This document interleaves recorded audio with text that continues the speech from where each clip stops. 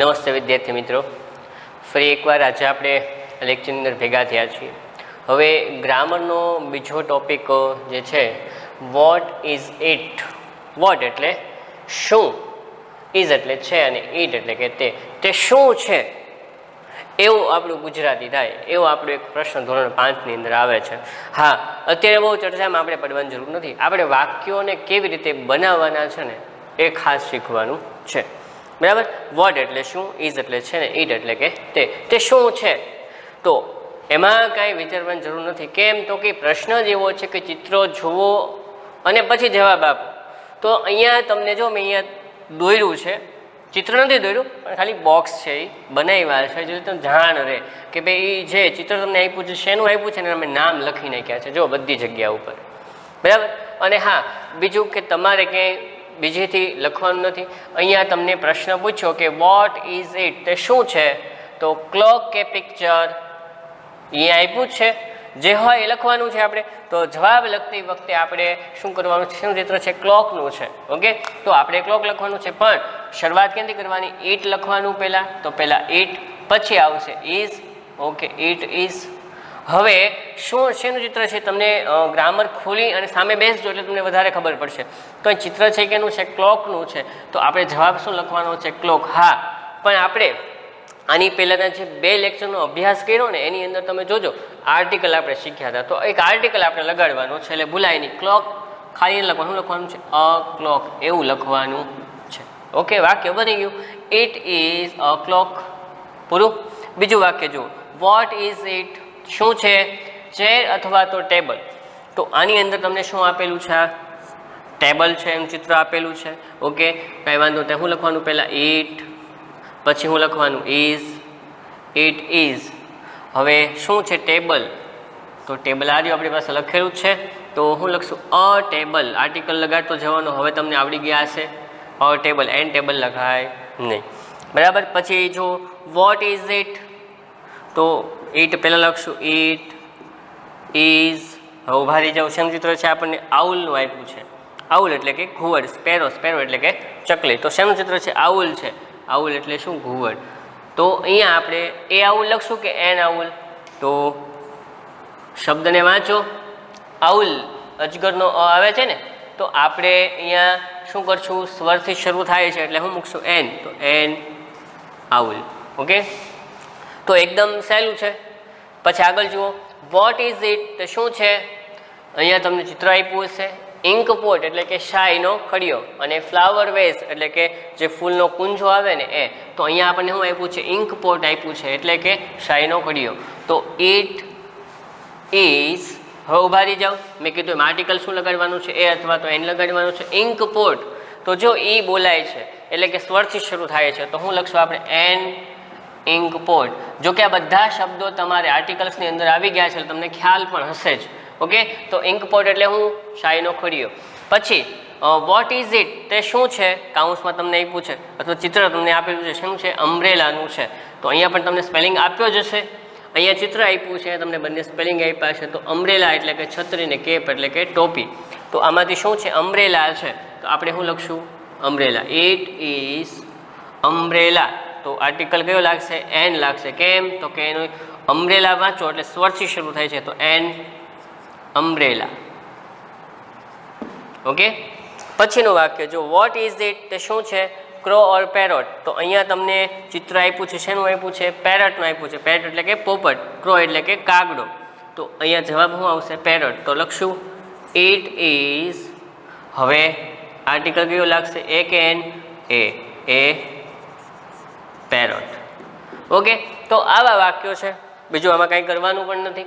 એકદમ સહેલા અને આવડે એવા ઘણા બધા વાક્યો છે. હવે તો આ 6 ઉદાહરણ કર્યા ને, તો હવે બાકીના ઉદાહરણ છે તમારે ઘરે જાતે કરવાનો પ્રયત્ન કરવાનો છે. આમાં કાંઈ જ અઘરું નથી.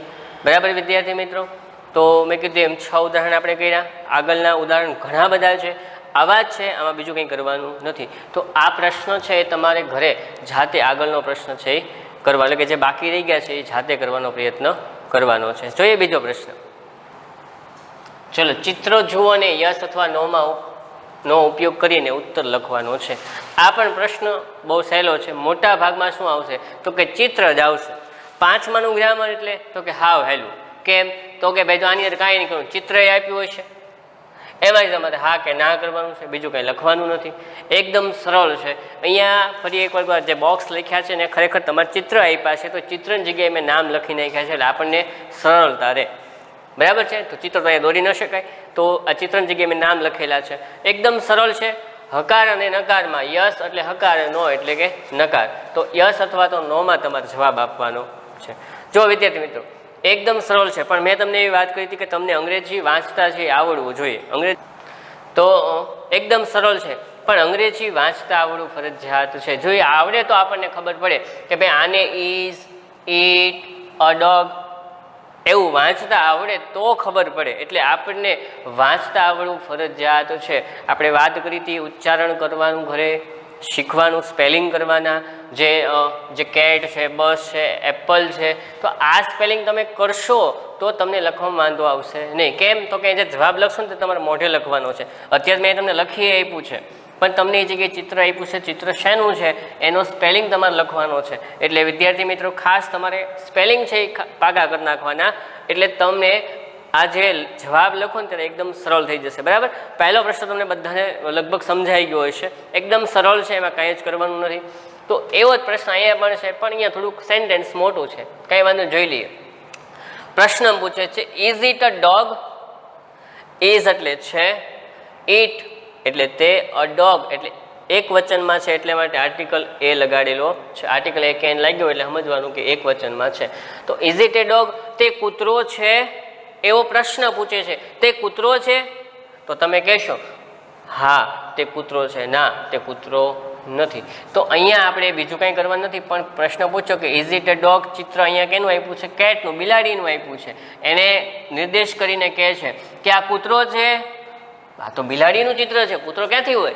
તો આપણે શું કહીશું? ના ભાઈ આ બિલાડી છે, આ કૂતરો નથી. તો પહેલાં આપણે લખશું કે ના તે કૂતરો નથી. તો કે નો ઇટ ઇઝ નોટ. શું લખશું? No it is not. અથવા તો યાદ રાખજો અહીંયા તમને શોર્ટ ફોર્મ લખી દઉં છું. ઇઝ નોટ છે એને ટૂંકમાં લખવું હોય તો ઇઝન્ટ એવું લખાય. એટલે હું ઇઝ નોટ લખું કે ઇઝન્ટ લખું બંને સરખું જ છે. આ એનું શોર્ટ ફોર્મ છે. ઇઝ નોટ ને ટૂંકમાં ઇઝન્ટ એવું લખાય. ઓકે. તો નો ઇટ ઇઝ નોટ અથવા તો નો ઇટ ઇઝન્ટ. ના તે કૂતરો નથી. ઓકે. હા પછી લખવું છે તો શું છે એ? તો આપણે લખશું ઇટ, પહેલાં લઈશું ઇટ, પછી ઇઝ, ઇટ ઇઝ અ શું છે? Cat. Is a cat. Okay. તો વાક્ય તમારું બની ગયું ને એકદમ સરળ. જો પહેલાં બિલાડીને જોઈને આપણને કીધું કે ભાઈ એ કૂતરો છે તો આપણે ના પાડી નો ઇટ ઇઝ નોટ, ના તે કૂતરો નથી. પછી શું કીધું? It is a cat. જે છે એ લખવાનું છે. બરાબર છે. તો ઇટ ઇઝ અ કેટ. બીજું વાક્ય જુઓ.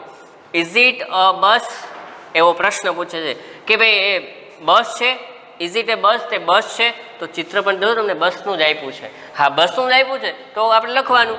તો બે વાક્ય બનશે નહીં, તો એક જ વાક્ય બનશે. તો આપણે શું લખશું? પહેલાં યસ ઇટ ઇઝ, બસ વાક્ય પૂરું. યસ ઇટ ઇઝ, હા તે છે. બરાબર. તો એકદમ સરળ છે, આમાં બીજું કશું કરવાનું નથી. બરાબર. તો આગળનું વાક્ય પણ આપણે જોઈએ.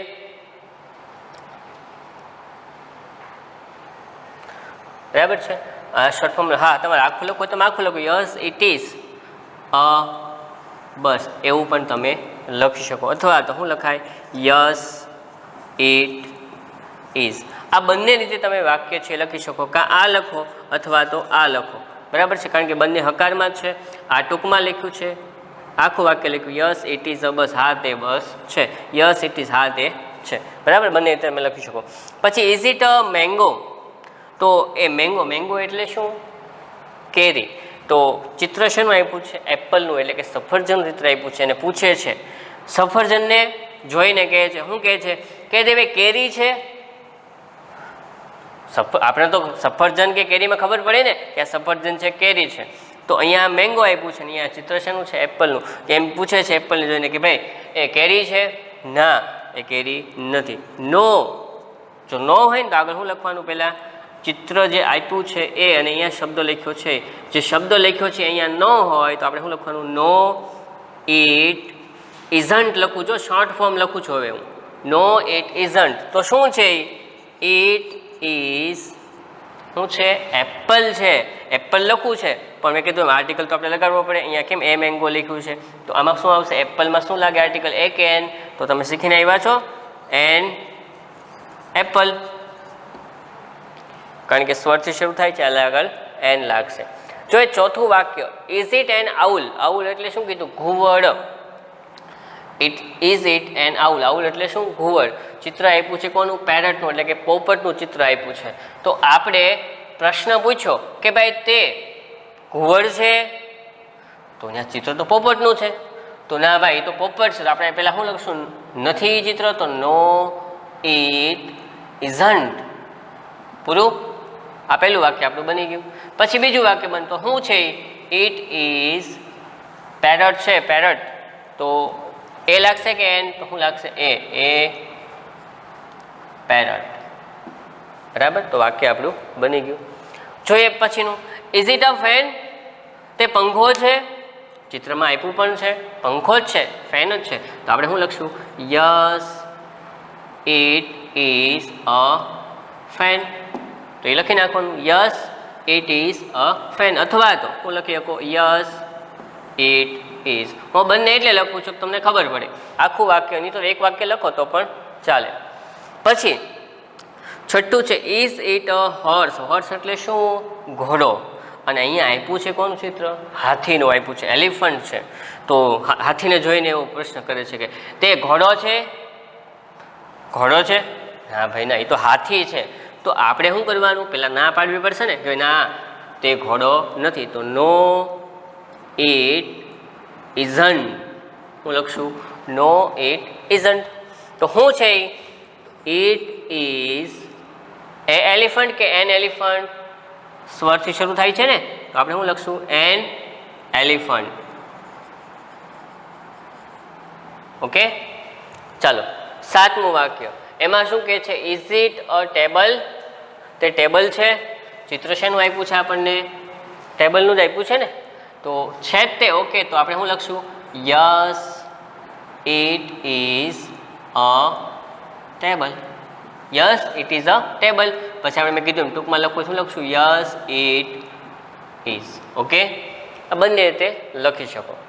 આઠમું વાક્ય, ઇઝ ઇટ અ બલૂન. તમને બધાને બહુ ગમતું હશે. બલૂન એટલે શું? તમે જો બર્થડે પાર્ટી હોય તો બલૂનનો ઉપયોગ કરો છો. મેળામાં જાઓ ને તો એ બલૂન આવે છે. બલૂન એટલે કયું? આપણે વિમાનને બલૂન બલૂન કહીએ કે બલૂન નીકળ્યું. એ બલૂનની વાત કરતા નથી. કયું બલૂન છે આ? બલૂન એટલે ફુગ્ગાની વાત કરે છે. તો અહીંયા પૂછે છે કે તે ફુગ્ગો છે. શેનું ચિત્ર આપ્યું છે? કાઇટનું છે. કાઇટ એટલે શું? પતંગ. તો અહીંયા તો પતંગ ચિત્ર જોઈને એવું કહે છે કે ભાઈ ફુગ્ગો છે. ના, તે ફુગ્ગો નથી. નો ઇટ ઇઝન્ટ. ના, તે ફુગ્ગો નથી. તો શું છે? It is a kite. Kite એટલે પતંગ. જો આર્ટિકલ પણ લગાડ્યું છે, ખાસ યાદ રાખવાનું કે આર્ટિકલ લગાડતો જવાનું. પછી જુઓ શું કહે છે? Is it a pencil. તે પેન્સિલ છે. ચિત્ર જુઓ તો તમને ખ્યાલ આવશે. મેં કીધું તમારે ગ્રામર સામે રાખવાનું, ચિત્ર જોતું જવાનું. તો એ જુઓ તો પેન્સિલ છે. ના, એ પેન્સિલ નથી. તો હું લખશું? No it isn't. ના, તે પેન્સિલ નથી. તો શું છે? It is a pen. જો પેન સંધિ વ્યંજનથી શરૂ થાય છે એટલે આર્ટિકલ શું લગાડ્યો? A. It is a pen. તો વિદ્યાર્થી મિત્રો જુઓ, આપણે કેટલા 9 વાક્યો છે આના કર્યા અને આગળના પ્રશ્ન 6 વાક્યો કર્યા. એ એકદમ સહેલા હતા. આ પણ એકદમ સહેલા છે. બીજું કંઈ કરવાનું નથી. તો આવા ટોટલ તમે 20 વાક્યો આપ્યા છે. તો હજી 4-5 આપણે લઈ લઈએ એટલે તમને હજી વધારે ખ્યાલ આવી જાય. આ જોતું રહેવાનું. એકદમ સહેલા છે. 5માનું ગ્રામર એટલે સૌથી સહેલું ગ્રામર. 5 થી 8ની અંદર એકલા ચિત્રો આવશે. ચિત્રોની અંદર તમને સ્પેલિંગ પણ લગભગ આપેલા હશે. બસ આવું જ કરવાનું છે. તમે તમારું ગ્રામર ખોલીને જુઓ, તમને ખ્યાલ આવશે. તો જોઈએ હજી 5 ઉદાહરણ આપણે લઈ લઈએ. ચલો આગળના ઉદાહરણ પણ આપણે જોઈ લઈએ. Is it a star? Star એટલે કે તારો. તો અહીંયા ચિત્ર તમને આપેલું છે, શેનું આપેલું છે? સ્ટારનું, એટલે કે તારાનું જ આપેલું છે ને. તો આપણે શું લખશું? હા, એ તારો જ છે એવું કેવું છે ને. Yes it is a star. હા, તે તારો છે. અથવા તો આપણે શું લખશું? Yes it is. આ આપણે શોર્ટમાં લઈશું, બરાબર ને. તો હવે તો આપણે 10 ઉદાહરણ કર્યા છે, હજી થોડાક 15 સુધી આપણે લઈએ, હજી બીજા 5 ઉદાહરણ આપણે લેવાના છે. તો વિદ્યાર્થીઓને શાંતિથી જોજો તો તમને વધારે મજા આવશે ને શીખવા પણ મળશે. ઇઝ ઇટ અ બોલ? બોલ એટલે ખબર પડે ને, શું છે બોલ એટલે? દડો. તો એ દડો છે. ચિત્ર શેનું આપ્યું છે? ઈંડાનું, એટલે કે એગ એટલે કે ઈંડું. તો એનું ચિત્ર આપ્યું છે ને એવું પૂછે છે કે દડો છે? ના, એ શું છે? ઈંડું છે. તો આપણે શું લખશું? No it isn't.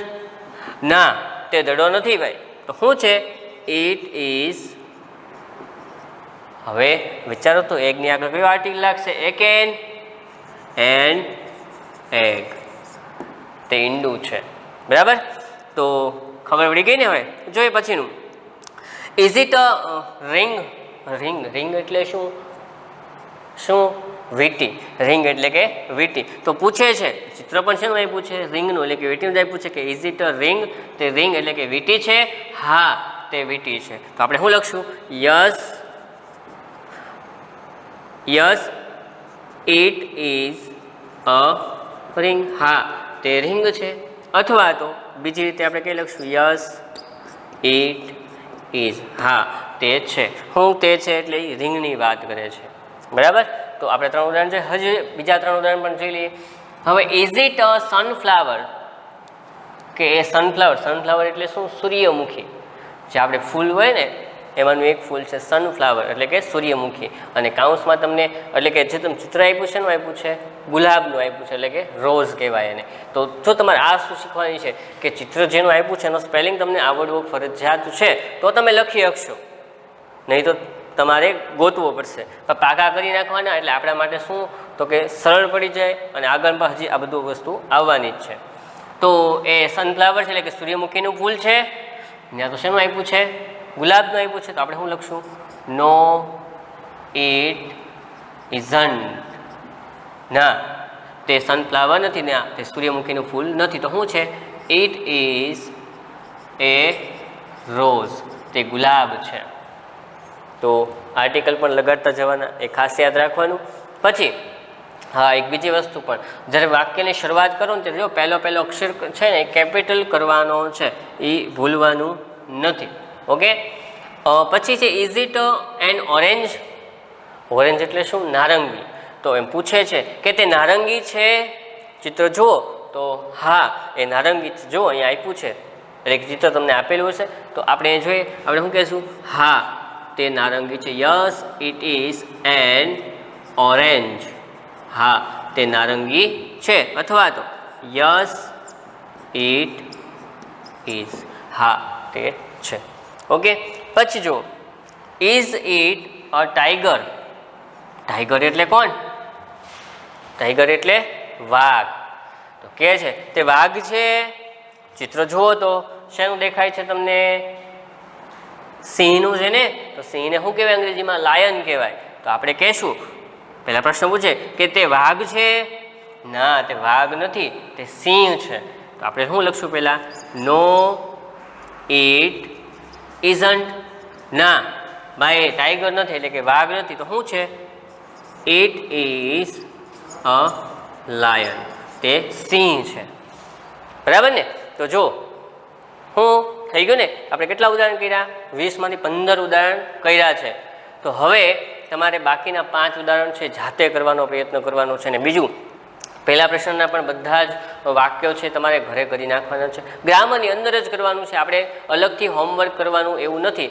જ્યારે હોમવર્ક તમને આપવામાં આવે ને ત્યારે તમારે ગ્રામરની અંદર આ બધા વાક્યો છે એ લખી નાખવાના. ખાસ પેન્સિલથી લખવાના છે, પેનથી કોઈએ પણ લખવાના નથી. આ વસ્તુને ખાસ ધ્યાન રાખવાનું છે. તો વિદ્યાર્થી મિત્રો ફરી એકવાર સૂચના આપી દઉં, અંગ્રેજી વાંચતા શીખી જવાનું છે, બરાબર. બીજું તો વાક્ય વાંચો તમને ખ્યાલ આવશે. બીજા જે સ્પેલિંગ છે એ ખાસ કરી નાખવાના, એટલે તમને વધારે વાક્ય લખવાની અંદર અનુકૂળતા રહેશે, બરાબર વિદ્યાર્થી મિત્રો. તો આવજો, મળીએ પછીના લેક્ચરની અંદર. આ ટોપિક જે આપણો છે ને વોટ ઇઝ ઇટ અહીંયા પૂર્ણ થાય છે. 2 જ પ્રશ્નો હતા, એ બંને પ્રશ્નો ચિત્રવાળા અહીંયા પૂરા થઈ ગયા છે. હવે જ્યારે લેક્ચરમાં મળશું ને ત્યારે આપણે ત્રીજા લેક્ચર એટલે કે આની પછીના લેક્ચરમાં ત્રીજો ટોપિક છે એ લેવાનો છે. તો ત્યાં સુધીમાં તમારે બધા સ્પેલિંગ છે આ ખાસ કરી નાખવાના છે. ઓકે, આવજો, થેન્ક યુ.